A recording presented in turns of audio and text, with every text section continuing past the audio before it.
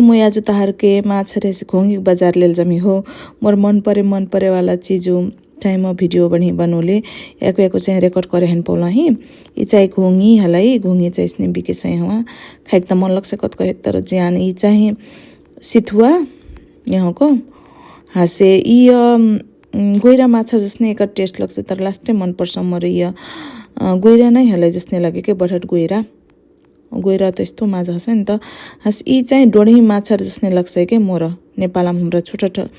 मारु न डोढी मछरिया यो मछरिया यी हलाई यनहाई माछरी यनहाई के गेडर तर यनहाई खाइक मोर घिन लगला है